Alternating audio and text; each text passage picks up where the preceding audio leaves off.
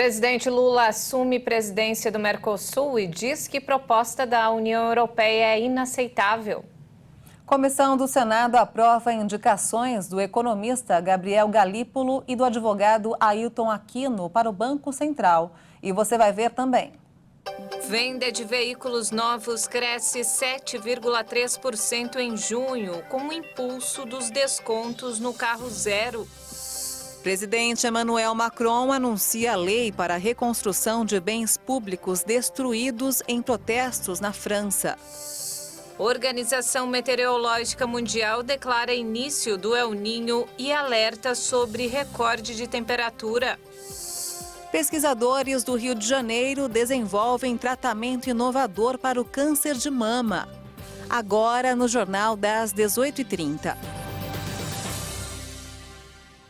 Olá, boa noite. São 18h33 pelo horário de Brasília. Boa noite. Você acompanha agora as principais notícias do Brasil e do mundo desta terça-feira. E o Brasil assumiu hoje a presidência rotativa do Mercosul por 6 meses. O presidente Lula está em Puerto Iguaçu, na Argentina, onde participou da cúpula de chefes de Estado do bloco. Lula defendeu uma resposta rápida para o acordo do Mercosul com a União Europeia e falou sobre o cenário político da Venezuela. Durante a cúpula do bloco em Porto Iguaçu, na Argentina, ao assumir a presidência do Mercosul por 6 meses, o presidente Lula afirmou que a principal agenda no grupo é o acordo com o bloco europeu. Lula disse que o acordo, mas que deve ser equilibrado e assegurar o espaço necessário para a adoção de políticas públicas em prol da integração produtiva e da reindustrialização. O presidente brasileiro afirmou ser inaceitável a contraproposta da União Europeia feita em março desse ano e que é importante uma resposta forte e urgente do bloco. Estou comprometido com a conclusão do acordo com a União Europeia, que deve ser equilibrado e assegurar o espaço necessário para a adoção de políticas públicas em prol da integração produtiva e da reindustrialização. O instrumento adicional apresentado pela União Europeia em março deste ano é inaceitável. Parceiros estratégicos não negociam com base em desconfiança e ameaça de sanções. É imperativo que o Mercosul apresente uma resposta rápida e contundente. É inadmissível abrir mão do poder de compra do Estado, um dos poucos instrumentos de política industrial que nos resta. No discurso, o presidente brasileiro também citou acordos com o Canadá, a Coreia do Sul e Singapura e voltou a defender uma moeda comum para transações entre países do Mercosul. O Senado Federal aprovou nesta terça-feira a indicação de Gabriel Galípolo para compor a diretoria do Banco Central. O economista foi aprovado com 39 votos a favor, 12 contrários e uma abstenção. Os senadores agora devem votar o nome de Ailton de Aquino Santos. Galípolo foi secretário executivo do Ministério da Fazenda durante os primeiros meses do ano. Assumiu a diretoria da política monetária. Aquino, servidor de carreira do Banco Central desde 1998, pleiteia a diretoria de fiscalização. E olha só, um manifesto divulgado hoje e assinado por 67 economistas defende a aprovação da reforma tributária na Câmara dos Deputados. Entre os signatários estão ex-presidentes do Banco Central e ex-ministros da Fazenda. O texto defende que é preciso aprovar a reforma tributária da PEC 45 em 2023. O presidente da Câmara dos Deputados deve levar a matéria ao plenário da Câmara ainda nesta semana. Parte dos governadores estaduais, dos prefeitos de grandes municípios e de setores específicos da economia resistem ao texto. As vendas de veículos novos no Brasil cresceram 7,3% em junho. A alta foi impulsionada pelos descontos na compra do carro zero. O levantamento da FenaBrave aponta o emplacamento de quase 190 mil novas unidades no país, entre carros comerciais, leves, caminhões e ônibus. Ao todo, no primeiro semestre de 2023, mais de 998 mil veículos foram emplacados. Em comparação a junho de 2022, a alta foi de 6,33%. Esse é o primeiro resultado oficial do setor após o anúncio de um programa do governo que visa estimular a indústria e animar o consumidor a movimentar a economia. Críticos do programa denunciam o incentivo aos combustíveis fósseis e a ineficácia para aquecer o setor. E vamos agora ao mercado financeiro. O dólar fechou em alta nesta terça-feira após passar boa parte da manhã no território negativo e em um dia de volumes de negócios mais reduzido no mundo por conta do feriado do Dia da Independência nos Estados Unidos. A moeda norte-americana avançou 0,67% e encerrou o dia cotada a R$ 4,84 na venda. A produção industrial cresceu em maio após queda em abril. O setor de derivados do petróleo foi o que mais contribuiu para a alta da atividade no mês. A indústria brasileira voltou para o campo positivo em maio, puxada pela produção de petróleo. Após recuar 0,6% em abril, o setor avançou 0,3% em maio. Segundo o IBGE, o avanço entre as atividades foi estimulado por 3 das 4 categorias econômicas em alta. Mas no ano o setor acumula retração de 0,4% e ainda segue abaixo do patamar pré-pandemia. O avanço veio pelo bom desempenho de 19 dos 25 ramos investigados. A quantidade de setores que influenciou no resultado foi a maior desde setembro de 2020, quando havia 23 atividades em crescimento. Apesar do aumento de setores em recuperação, no acumulado em 12 meses, a produção industrial ainda registra variação nula. A indústria segue 1,5% abaixo do patamar pré-pandemia, registrado em fevereiro de 2020. E veja a seguir, presidente Emmanuel Macron anuncia lei para a reconstrução de bens públicos destruídos em protestos na França. E ainda, pesquisadores do Rio de Janeiro desenvolvem tratamento inovador para o câncer de mama. Nós voltamos em instantes. Até já!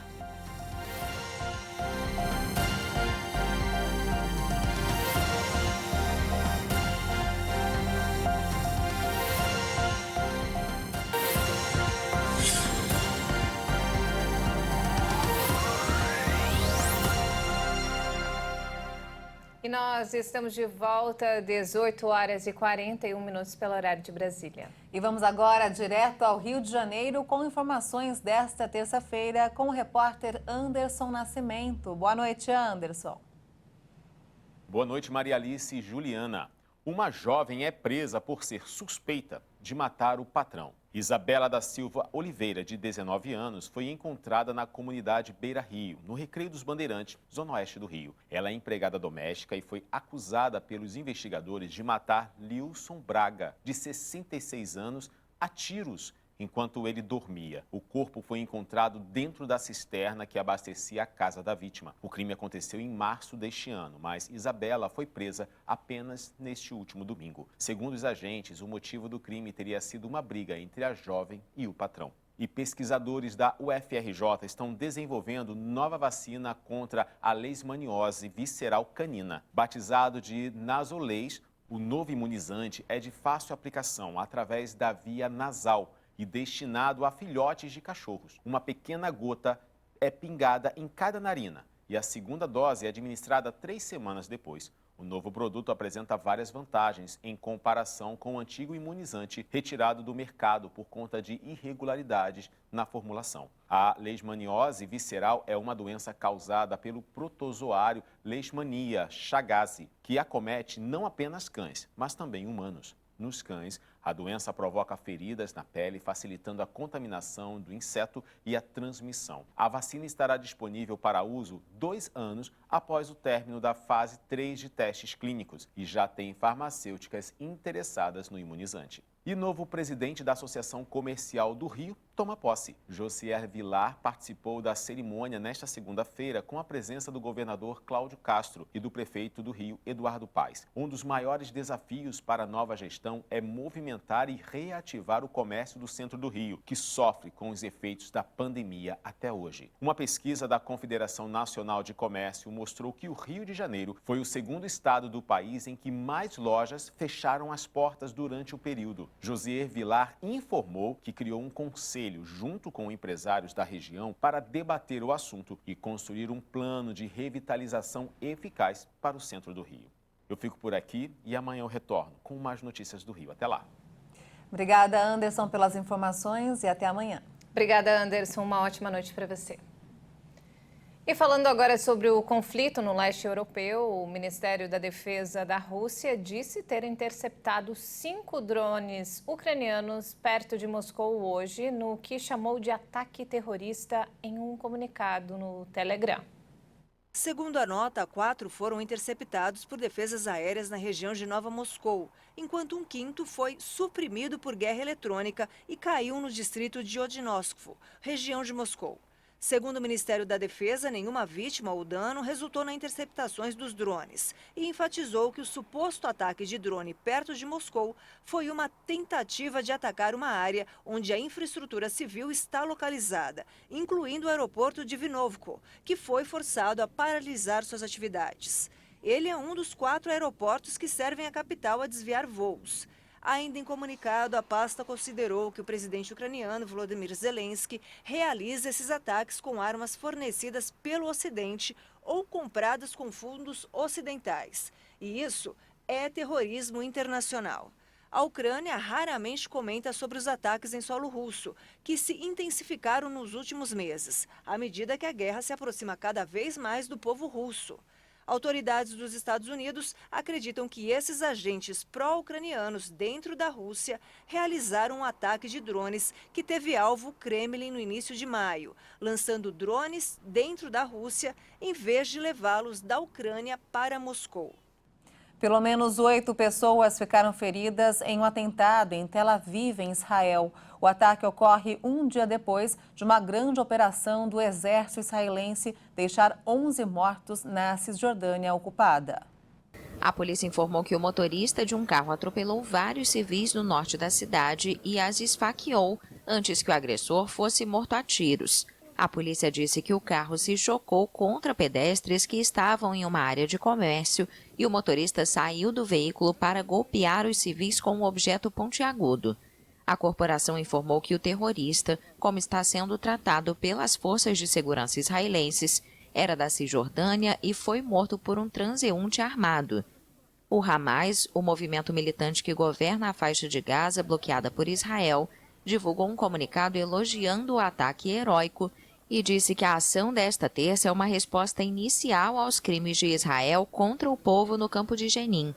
Na segunda-feira, Israel realizou a maior operação militar em vários anos no reduto militante de Jenin, no norte da Cisjordânia ocupada. A operação deixou 10 palestinos mortos, mais de 100 sob custódia e obrigou milhares a fugir de casa.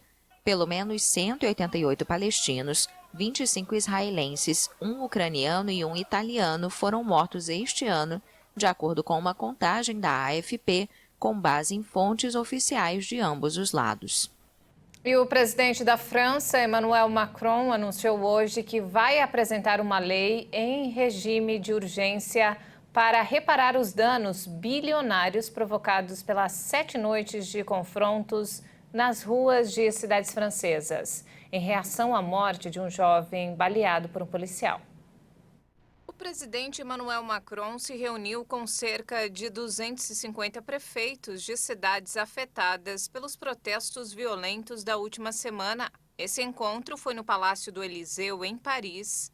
E diante das autoridades, Macron anunciou um projeto de lei urgente para acelerar a reconstrução de prédios, equipamentos públicos, ônibus e trens que foram destruídos, desde que um jovem de 17 anos filho de argelinos, foi morto numa abordagem policial na semana passada. Muitos protestos violentos tomaram conta do país durante as madrugadas. Os custos dos distúrbios desencadeados pelos protestos devem ficar ao redor de 1 bilhão de euros, mais de 5 bilhões de reais. Pelo último balanço do Ministério do Interior francês, 3.500 pessoas foram presas e 12.200 carros foram incendiados, além dos danos provocados em 1.100 imóveis, incluindo escolas e prédios governamentais.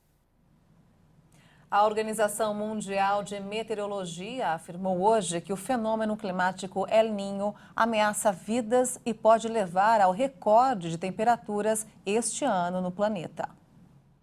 A prevenção, segundo a Organização de Meteorologia ligada à ONU, vai ser vital para salvar vidas.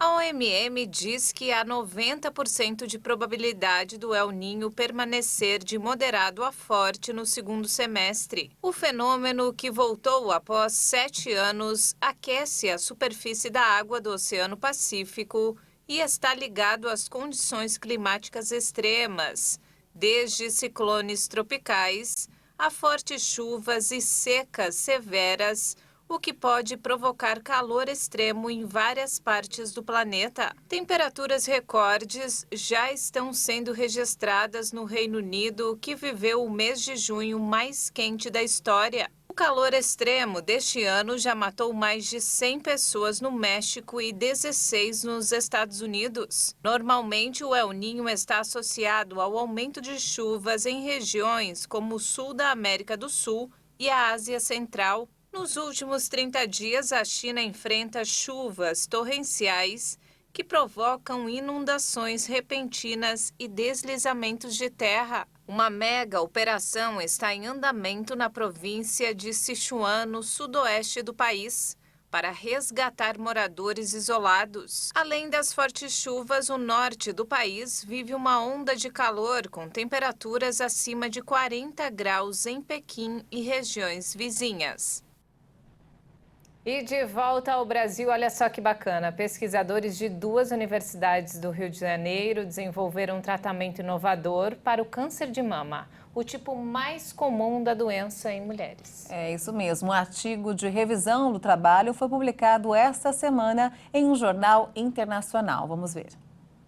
O estudo patenteado no INPE é realizado por pesquisadores das Universidades Federal do Rio de Janeiro e Federal Fluminense.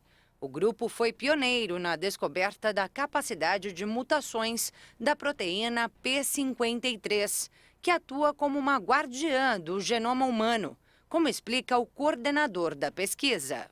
No sentido de que qualquer coisa que vai errado, por exemplo, quando uma pessoa se expõe muito à luz, por exemplo, com as células da epiderme e tem um estresse, é ela que protege aquela célula, orquestra toda se há por exemplo, uma modificação do DNA, é ela que repara, que orquestra todo o reparo do DNA. Então, ela é como se fosse uma grande regente do que está acontecendo ali dentro da célula. Ela interage com muitas outras proteínas. Então, isso é a proteína normal. Mas com o surgimento de um câncer, a proteína que protege a célula, inclusive com função de supressão tumoral, sofre mutações e passa a atuar de forma contrária. Nesse caso, a P53 estimula o crescimento do tumor e o torna mais resistente ao tratamento por fármacos. Se você tem uma mutação de P53, você tem um tumor que é, em princípio, mais maligno. E lembrar que 50% dos tumores têm mutação de P53. Os pesquisadores então buscaram uma série de compostos capazes de reverter o quadro, fazendo com que a P53 recuperasse sua função protetora após o surgimento do tumor. E identificamos 2 compostos, em particular um composto altamente promissor. Ele não só consegue impedir que a proteína sofra essa agregação, como ele consegue recuperar a atividade de supressão tumoral. Então, aquela célula que antes tinha um padrão, né, de câncer, de célula cancerígena, ela passa a ser uma célula praticamente normal e com uma atividade da P53 de supressão tumoral. A princípio, o estudo focou no câncer de mama. Especialmente nos chamados cânceres, né, de mama triplo negativos, que são os mais malignos, né, que são que tem muita recorrência, chance de metástases, etc. Então, e que tem uma mutação na P53, numa parte, um pedacinho, um aminoácido da P53 é substituído por outro, e isso é o suficiente para dar esse estrago todo, e foi testado nessa mutação. Pouco mais de 66 mil novos casos de câncer de mama são registrados no Brasil todos os anos, segundo dados do INCA, o Instituto Nacional do Câncer. Quanto mais rápido a doença for descoberta, maiores são as chances de cura. E o novo estudo traz ainda mais esperança. Em testes com camundongos, os resultados surpreenderam. No modelo animal, houve praticamente uma cura, né? O tumor praticamente desaparece. Claro que ainda é o modelo animal, precisa agora, claro, nesse caso, no modelo animal,